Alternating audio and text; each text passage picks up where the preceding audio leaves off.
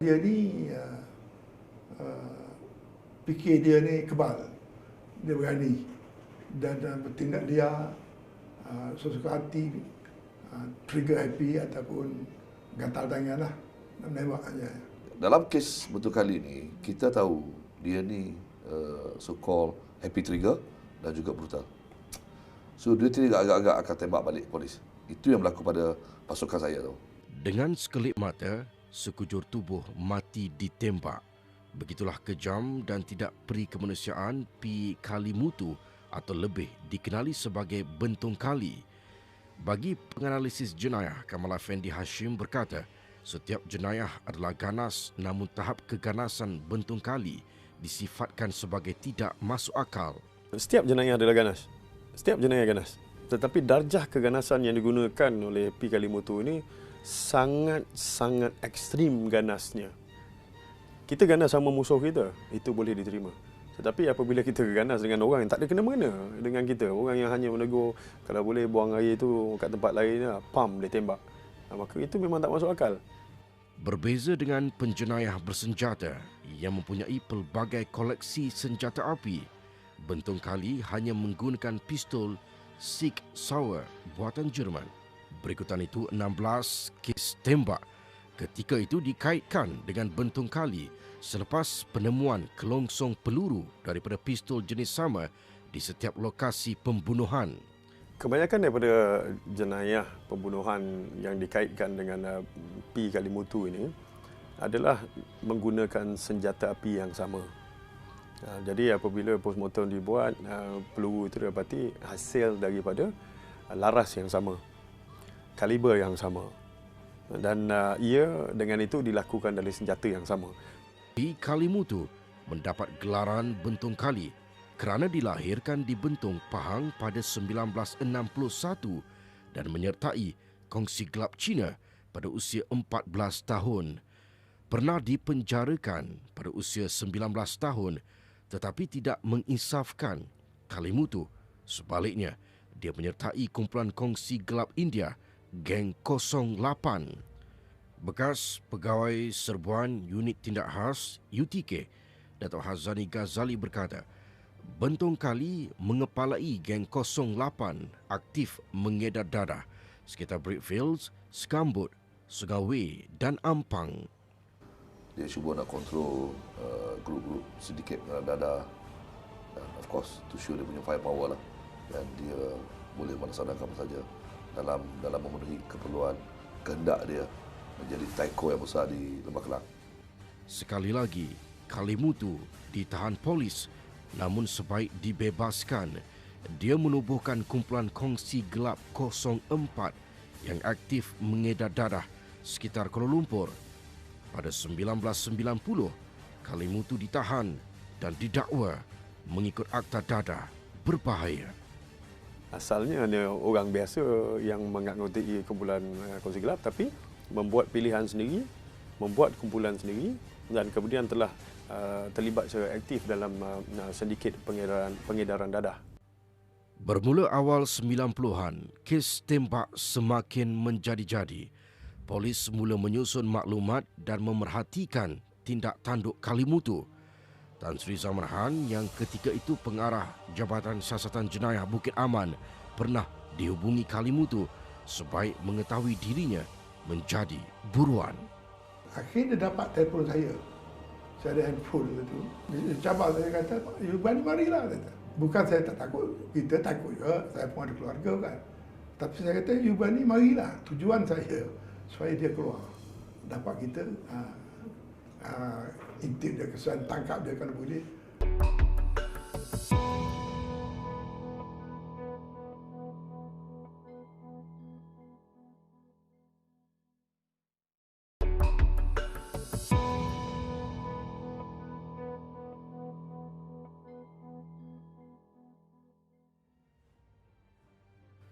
Lagak lelaki digelar Bentung Kali bagaikan negara ini tiada undang-undang dan dia bebas berbuat apa saja mengikut kehendaknya. Rayuan dan jeritan mangsanya seolah-olah memberi keseronokan kepada dirinya. Kalimutu pernah menembak mati seorang penjual roti canai semata-mata kerana peniaga itu menegurnya kencing di hadapan gerai. Dia pergi buang air dekat dengan flat orang di macam tempat terbuka lah. Jadi orang tegur dia. Dia tembak orang tu. Bentong Kali terus mengganas. Penjenayah gila ini melakukan jenayahnya tidak memilih mangsa. Dalam satu kejadian pada sambutan hari jadi di Balakong, Selangor, 6 orang menjadi mangsa bidikan senjatanya. 4 daripadanya maut. Dia pergi ke flat tu. Di situ satu malam ada birthday party lah. Kawan dia, orang India ada buat birthday party. Dia pergi geng-geng ni ke sana, tanya awak ni anu-anu kan? Dia kata, tembak tu. Sikap panas baran Kalimutu ini terjadi kerana keinginannya untuk menguasai pasaran dadah di Kuala Lumpur. Baginya, biarlah gengnya saja yang berkuasa tanpa gangguan sindiket lain. Yang mana rival, business rival dia bunuh. Business rival dia bunuh. So, daripada situlah. Ada bouncer yang dia bunuh sebagainya. Dia pukul. Dia nak kontrol. So, bunuh. Jawapan dia. Turut serta memburu penjenayah kejam itu, MV Sri Kumar berkata, Bentong Kali tidak memerlukan alasan yang kukuh untuk membunuh seseorang. Kesalahan yang kecil sudah mencukupi untuk menamatkan riwayat orang yang tidak disukainya dan menembak seakan sudah menjadi tabiatnya. Beza kerana sebagaimana di maklum oleh komander tadi, yang dia ni sangat ganas. Sangat ganas dan dia tidak akan teragak untuk membunuh. Malah geng dia sendiri pun dia tidak akan teragak untuk membunuh.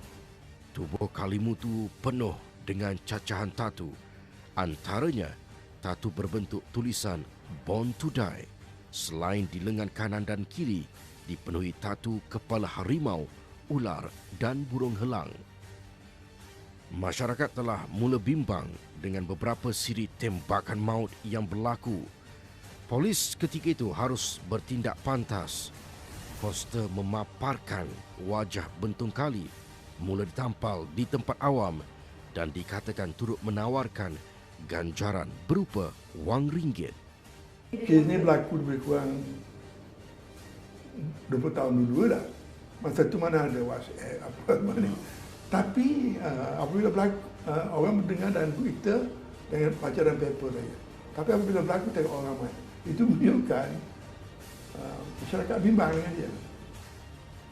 Maklumat demi maklumat diperolehi telah banyak membantu polis. Namun Bentong Kali tidak berdiam diri. Dia tahu dirinya dalam bahaya kerana menjadi buruan. Setelah polisi, dia selalu bergerak. Dia tidak duduk di satu tempat lah. Okay, maklumat kita lah terima tu kadang-kadang lewat. Kemudian of course macam pelanduk dua serupok dan lebih kurang begitulah. Polis mula meluaskan kawasan pemburuan. Jika sebelum itu tumpuan diberikan di sekitar Lembah Klang, namun kawalan keselamatan turut dipertingkatkan di sempadan Malaysia-Thailand bagi mengelak Kalimutu bolos ke negara jiran. Kes Bentong Kali ini sebenarnya disiasat oleh pihak Kuala Lumpur dan Selangor, Tanjaya lah. Apabila dia mengganas sangat dan kita tidak dapat mengusah dia dengan cepat, saya telah tubuhkan satu tim lah di peringkat Bukit Aman kerana pada masa itu saya pengarah Jabatan Siasatan Jenayah dan dalam tim ini kita adalah elemen-elemen gempur, pengesahan dan sebagainya. Strategi mula disusun bagi mengesan Bentong Kali. Ketika itu difahamkan, pihak berkuasa menghebahkan berita mengatakan sedang memburu Bentong Kali di luar negara.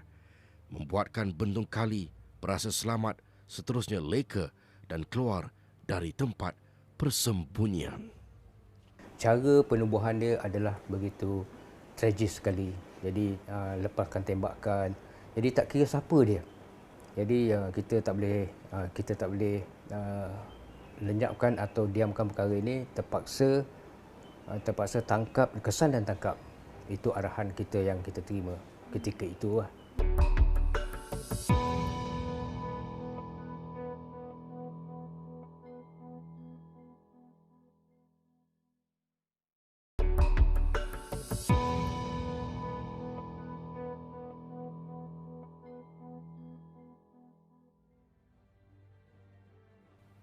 Gerakan memburu bentong kali dilakukan secara besar-besaran. Serbuan demi serbuan dilakukan di sarang persembunyian sementaranya sekitar Lembah Kelang. Masa tu pihak CID lah, especially dengan bantuan oleh IPK, CID Bukit Aman, IPK dan daerah, keluar patrol, buat beat habis-habisan dan semua detektif diarahkan untuk cari maklumat, melipat gandakan usaha dan sebagainya. So memang pemantauan dibuat more or less 24 jam lah. So kami di sini pun bila pemburuan itu bermula, kami di Bukit Aman siap sedia lebih kurang 16 hari. Ops buncit dilancarkan khusus bagi mengesan bentong kali. Serbuan turut dilakukan di sebuah rumah di Taman Melawati. Di situ polis menemui beberapa kuncunya termasuk teman wanita bentong kali. Berbagai jenis dadah turut ditemui. Memang dia ada seorang girlfriend. Dia ada seorang girlfriend di Taman Melati rasanya. Dia disimpan situ. Sehingga kan begitu rapat dia dengan girlfriend, sehingga kan anak dia, isteri dia yang dibentung tu. Dan anak dia tak mau jumpa, tak mau pergi tengok jenazah dia pun. Tak mau tengok mayat dia lah. Sekali. Dan memang kita buat seruan ke tempat girlfriend dia ni, kekasih dia lah. Kita jumpa dadah. Kalimutu akhirnya keluar dari tempat persembunyian. Dia bersama dua kuncunya didapati menyewa bahagian atas sebuah rumah teres di Damansara. Saya telah diarahkan oleh Datuk Johari ni untuk pergi ke Setia Puspa kan. So di sana kami tak dapat lagi nak ID siapakah yang berada dalam rumah. So saya terpaksa tinggalkan saya punya observation person kat dalam hutan buat pemerhatian. So kami tak dapat nak kesan lagi sama ada itu Kalimutu ataupun siapa sebenarnya. Sewaktu itu, polis masih belum mengenal pasti adakah 4 lelaki di dalam rumah teres tersebut bentong kali bersama kuncu-kuncunya. Setelah beberapa jam pemerhatian didapati, 3 lelaki berkenaan meninggalkan rumah. Anggota polis bertindak mengekori mereka. 12 malam kami masuk, 2 pagi dia keluar daripada rumah. Tak tahu siapa. Follow up dia buat tapi terputus di Jalan Parlimen. Kami tak tahu. Sehinggalah dia tembak satu orang lelaki di Jalan Kelama. Satu Mamat. Tertarik di Kelama pukul 5 lebih tu. 5.30 dia sampai balik. Baru kami confirm itu adalah Kalimutu. Dan bila saya sampai 5.45 tu, sebelum masuknya tu, aku tembak-tembak dalam rumah. Pasukan elit polis, unit tindak khas UTK, ditugaskan untuk menyerbu masuk rumah teres itu. Ketika itu, Datuk Hazani bersama pasukannya telah pun mengepung di bahagian luar dan penembak tepat berada di posisi masing-masing. Dalam kes betul kali ini, kita tahu dia ni so-called happy trigger dan juga brutal.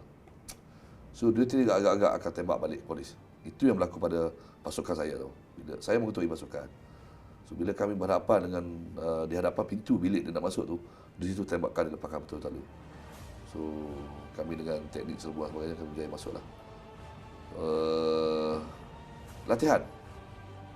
Latihan yang kami duk buat setiap bulan, itulah yang kami berjaya mengatasinya. Dalam kejadian awal subuh Jun 1993 itu, bentong kali maut selepas cuba melarikan diri menerusi balkoni. 2 orang kuncunya turut maut manakala seorang lagi diberkas bagi membantu siasatan. Lelaki berketurunan Sikh didapati hanyalah pemilik rumah yang disewa bentong kali. Yes, berlaku balas tembakan, peluru bersifang siur atas kepala. So, tapi itulah. Kena teruskan sehinggalah kami berjaya masuk dalam rumah langsung. Pertempuran di antara UTK dan Bentong Kali berlangsung kira-kira 15 minit bagi membantu siasatan.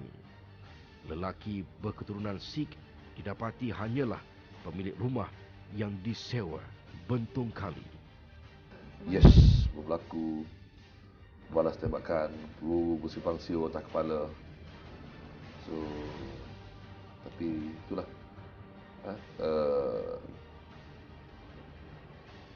Kena teruskan sehinggalah kami berjaya masuk dalam rumah langsung. Pertempuran di antara UTK dan Bentong Kali berlangsung kira-kira 15 minit. Kejayaan menumpaskan penjenayah kejam itu telah menemui titik noktah. Jadi waktu yang Ketua Negara waktu itu, Tun Hanif, tak yakin dia tak betul ke dia. Saya kata betul. Barulah. Sekali pertama saya berasa gembira lah. Reporters dan orang ramai-ramai yang keluar tengok ni pun tepuk tangan. Begitu sekali orang takut ke Bentong Kali ni.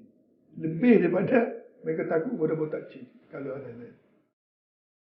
Kematian Bentong Kali dan kuncu-kuncunya menamatkan kegelisahan dan ketakutan orang ramai, terutama kepada jenayah ganasnya. Difahamkan sehingga kini Bentong Kali memegang rekod jumlah kes pembunuhan yang terbanyak di Malaysia.